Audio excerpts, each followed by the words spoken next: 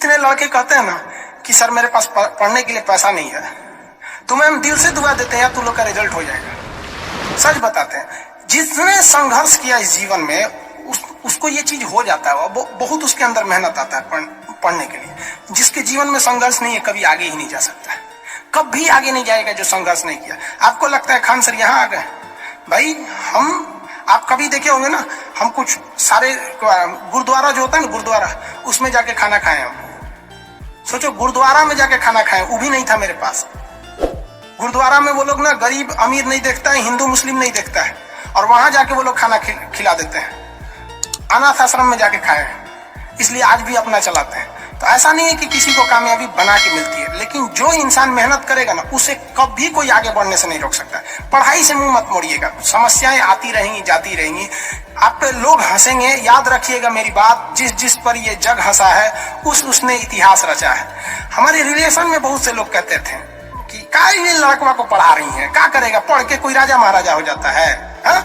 एक भेजिए कहीं काम करने के लिए, सऊदी उदी भेज दीजिए। मुस्लिम लोग तो ज्यादातर सऊदी चल जाते हैं, लेकिन मम्मी मेरी नहीं, मम्मी को पथरी था फिर भी नहीं पढ़ा। कहती नहीं बाबू तुम पढ़ो ही पढ़ो।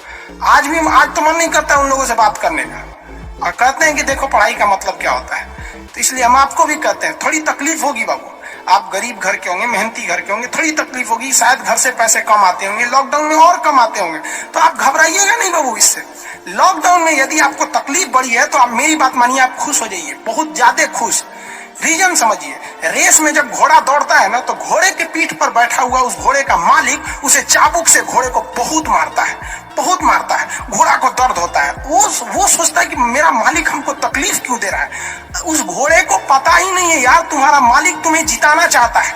उस चाबुक के डर से वो घोड़ा दौड़ता है और लास्ट में वही घोड़ा जीत जाता है। तो याद रखिएगा, आपका मालिक ऊपर वाला है। अगर वो आपको बहुत तकलीफ दे रहा है ना तो आप उस तकलीफ से घबराइए मत, बल्कि खुश हो जाइए कि आपका मालिक आपको जिताना चाह रहा है। जिस घोड़े को चाबुक नहीं पड़ेगा वो कभी रेस नहीं जीत सकता है। तो जिस इंसान को कभी तकलीफ नहीं देगा भगवान, वो कभी आगे नहीं जा सकता है। वो पत्थर कभी नहीं पूजा जाएगा जिसे छीनी हथौड़ी से तराश कर एक मूर्त की मूर्ति न दी जाएगी यहाँ पर। तो आपके जीवन में अगर तकलीफ नहीं आती है तो आप आगे नहीं बढ़ेंगे। और जिन्हें तकलीफ आती है, गरीबी आती है, समस्याएं देखने को मिलती है, पड़ोसी हंसता है, याद रखिएगा एक दिन वही लोग आपका नाम इज्जत से लेंगे वहां पर। और फिर आप उन लोगों से, खैर आप माफ कर दीजिएगा, सबको माफ कर दीजिएगा, ये बहुत बड़ा अपने आप में बल है। सबसे बड़ा बल नाभिकीय बल होता है, सबसे बड़ा बल, और सबसे कमजोर बल गुरुत्वीय बल होता है। लेकिन हमारे हिसाब से सबसे बड़ा बल होता है कि जब आप गुनाह न किए हो और आपको सजा दिया जा रहा हो और फिर आप उसे माफ कर दें। कोई आपसे बिना वजह खफा हो जाए और आप उसे माफ कर दे, ये भाई साहब दुनिया का सबसे बड़ा बल है। ये सबके पास नहीं होता है।